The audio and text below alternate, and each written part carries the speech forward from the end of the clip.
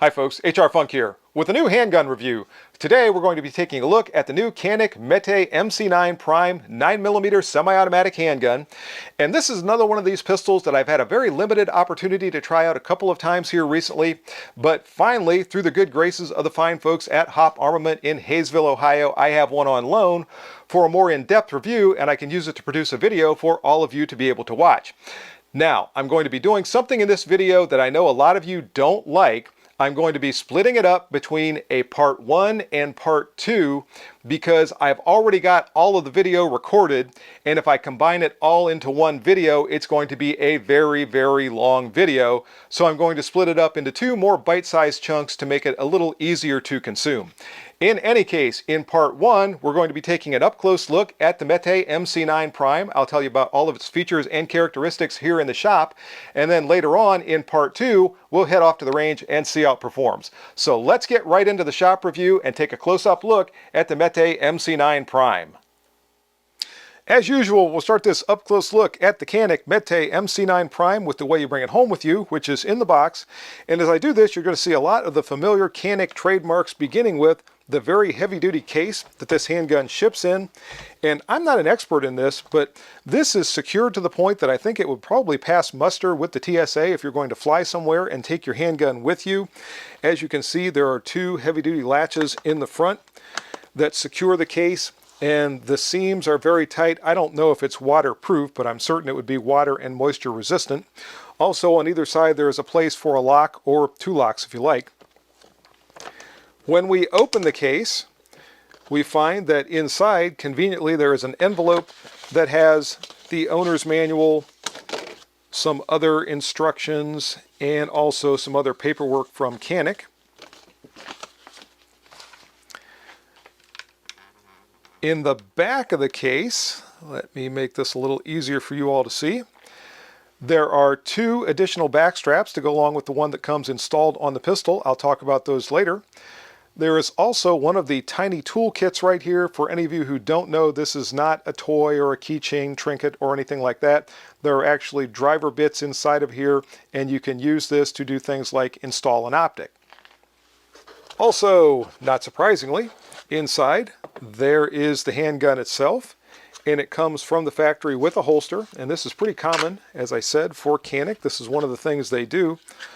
The holster is made by G-code, as you see right there, and it's set up for inside the waistband use for a right-handed shooter, but the holster is ambidextrous. You could switch the clip over and set it up for a left-hand shooter. Also, as you'll see in a moment, there is a paddle down beneath here, so you can set this up to carry outside the waistband as well. There is an extra magazine, and if you didn't notice, there also was a magazine inside of the MC9 Prime itself. So you get two 17-round magazines that you see right there. There is a magazine loader. And when I remove this tray, underneath, we can see there is that paddle that I talked about a moment ago for the holster. There is some cleaning gear, and there is also a disassembly punch. So all of this comes along with your MC9 Prime. Now I'm going to move it all off to the side, and we'll concentrate on the pistol itself. Here's our first up-close look at the MC9 Prime itself. In general terms, this is a polymer frame striker-fired semi-automatic handgun chambered for the 9mm cartridge. Also, it falls into what Canik calls the micro-compact category, which puts it more or less in between the size of the very small semi-autos like the SIG P365 or the Springfield Armory Hellcat, but not quite as big as something like a Glock 19. It's right in that very, as I said, in-between category, although it's a little closer in size to the Glock 19 than it is something like the SIG P365. And here's a look at the starboard side of the MC9 Prime. In terms of dimensions, the MC9 Prime has an overall length of 6.73 inches, a height of 5.43 inches, a thickness at its thickest point of 1.16 inches, and a weight of 23.38 ounces. The barrel length for this pistol is 3.64 inches, but about the last 3/8 of an inch or so is not rifled. Rather, that's taken up by the integral compensator, which has an expansion chamber and also 3 ports. I'll show you all of those close up in just a little bit. We'll start our top-down look at the MC9 Prime with the sights, and both the rear sight that you see here as well as the front sight have tritium inserts, so they are self-luminescent for use in low-light conditions. In addition to that, the rear sight is serrated to keep down on glare. It is also squared off so it can be used as a tactical shelf for one-handed reloading. And the front sight has a high visibility dot for use in normal lighting conditions, so virtually any conditions that you might be shooting in terms of light should allow you to get a good sight picture, and it should look something like what you're seeing on your screen right there. Along with the mechanical sights, the MC9 Prime also has the slide that is machined to be optics ready, and it will accept red dot sights with the RMSC footprint, so the smaller carry style optics are the ones that will fit on this cutout. And also right here in the top of the slide there is a loaded chamber indicator. In the front of the slide we can see those ports for the integral compensator. As I said, I'll talk about that a little bit more later on. Before I move on from the top of the slide, I wanted to give you a look at the loaded chamber indicator with a round actually in the chamber. At the moment, I have 1 round of inert dummy ammunition loaded into the pistol, and you can see the loaded chamber indicator is raised up above the surface of the slide to give both a tactile and visible cue that there is a round in the chamber. I've mentioned many times I'm not a fan of loaded chamber indicators. I like these a little better than some of the other ones, but I still really don't have any of them that I like. The best way always to see whether or not you have a round in the chamber is just to do a quick press check and then make sure the slide is fully back forward.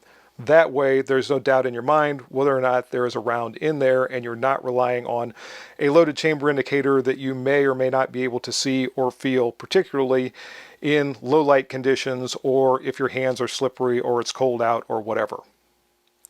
Canik has enhanced the slide serrations on the MC9 Prime. These are a little bit wider and a little bit deeper than on some of their other pistols. And also at the rear, on the website, it states that the slide is flared.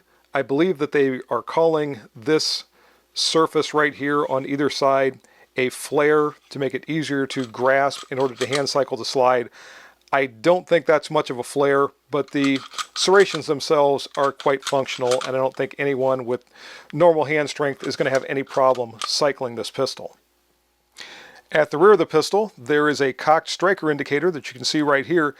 It's always important to keep in mind that this tells you nothing about the status of the chamber. The only thing this shows is that the action is cocked.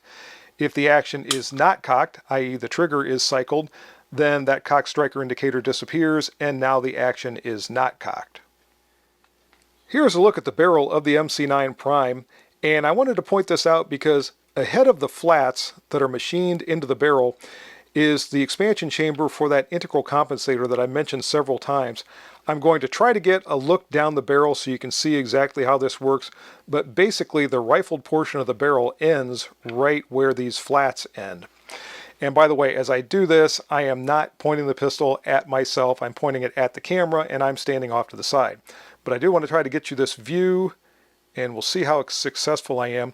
You can see that there is no rifling there, and as I turn this farther, hopefully my focus will cooperate. And this is going to be very difficult to see. Hopefully you can see about where the rifling is ending there, and you can see that greater diameter of the expansion chamber. And working in concert with that are these ports that are located at the 12, 10, and 2 o'clock position, which correspond to cutouts at those exact same locations in the slide. All of this is meant to redirect gas from the muzzle of the barrel and keep down on muzzle flip, and also help to reduce felt recoil somewhat. Something I'll be interested to see when we get to the range is exactly how that integral compensator influences bullet velocity for the ammunition that I'll be firing. So I'll take 2 or 3 different types of ammunition with me, and I'll test it along with the chronograph, and we'll see just exactly what kind of velocity figures we get with the MC9 Prime. Moving on, we can see the MC9 Prime has a 3-slot equipment rail right here for any sort of accessories that might be desired. Also, on either side, there is a textured area on the frame either for a thumbs forward hold or for the trigger finger. Also, on the front of the trigger guard, there is that same texturing, so anyone that prefers the finger forward hold, there's a little bit of texturing there for some added traction. The trigger guard itself is enlarged somewhat for gloved hands, and it also has this double undercut to allow the shooter to get a good high grip on the pistol.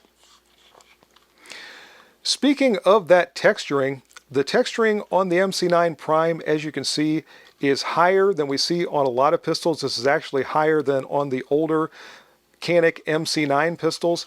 And the texturing feels very, very good. Something I noticed when I first took this out of the box and grasped it is it really feels like it locks the pistol into your hand. So this is something that on a lot of handguns, people talk about this and they talk about the texture and all that, and some of it's better than others. This is some of the best texturing I have felt. It's just about the same coarse feel that you would get with skateboard tape. It's a little more pronounced on the front strap and the back strap, but all in all, that texturing, as I said, feels very good. Moving on to the controls for the MC9 Prime, we can see first the ambidextrous slide stop with levers on either side of the pistol. And Canik calls this their enhanced slide stop, and we can see a pretty prominent shelf right there on the bottom for engaging the slide stop, and it is also grooved on the top for positive disengagement of the slide stop. The magazine release is reversible, so it can be set up for a left-hand shooter if someone prefers to have the magazine release on this side. And something else that I particularly like about the magazine release, and this is a little thing, but I like it, the magazine release has vertical serrations that you can see right there. I've seen some magazine releases on other pistols that have horizontal serrations, which really don't do anything as far as adding traction for your thumb when you're trying to release the magazine. But the vertical serrations actually sort of dig into your thumbprint and give that good traction, so you're able to release that magazine without any undue problems. At the bottom of the grip frame, there is a low profile magazine well that you see right here to aid with insertion of magazines. But if someone wants to reduce the dimensions of the grip frame, this magazine well can be removed. All that needs to be done is for this screw to be backed out. The magazine well can then be removed. And something I mentioned way back at the beginning of the video having to do with the back straps. As I said, there are 3 back straps that come with this pistol. 2 of them are the same, except for one is a little bit larger than the other to help fit the pistol to the shooter's hand when the magazine well is installed. However, if the magazine well is removed, the remaining back strap also will extend somewhat below the grip frame, once again to give a surface for a reload, so the magazine has a surface in order to aid with that insertion. So Canik put a lot of thought into the design of the grip and the back straps, and also the magazine well for the MC9 Prime. Speaking of the magazines, as I said earlier, these are 17-round magazines. They have a metal case that you can see here. These are Canik branded, and down here at the bottom you can see the Mekgar insignia, so these are manufactured by Mekgar for Canik. At the bottom there is a polymer base plate, and the base plate has some texturing on there, so if you need to remove this forcibly from the magazine well because it's stuck for some reason, that gives you something to grab a hold of. These magazines will not work in the larger Canik pistols because they are not long enough for the magazine release to engage right there, but you can use the larger magazines from the full-size Canik pistols in the MC9 Prime. If you want additional magazines of this size, they go for about $40 on the Canik website. One of the things Canik is really known for is their trigger pull quality, and the MC9 is very good in that respect. Now this trigger has been redesigned somewhat by Canik. First off, you can see there is now a flat face trigger. It still maintains the inertial safety built into the trigger blade, but the inertial safety is much wider than we typically see, so the trigger finger doesn't tend to notice that as much as you're starting to squeeze. And the trigger is designed to have a 90-degree break, so there is some take up, you get to that 90-degree point, and when you press past that, the trigger breaks. There is a little bit of creep, and you can see it right there. Certainly it's nothing to be concerned with in a defensive type handgun, but it's just a little more noticeable than on something like my rival Darkside. For the reset, there is that much movement before the trigger resets, so certainly not excessive, but again, you can just tell this is not set up really as a match pistol. This has a little bit more of a carry trigger in there.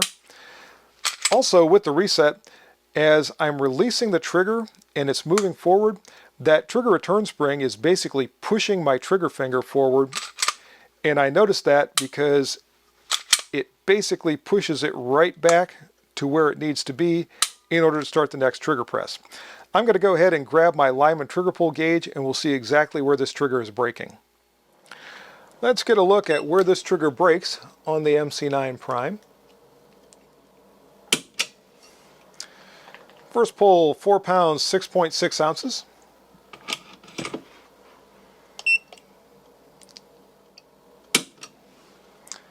Second pull, a little bit heavier, 4 pounds, 13.6 ounces.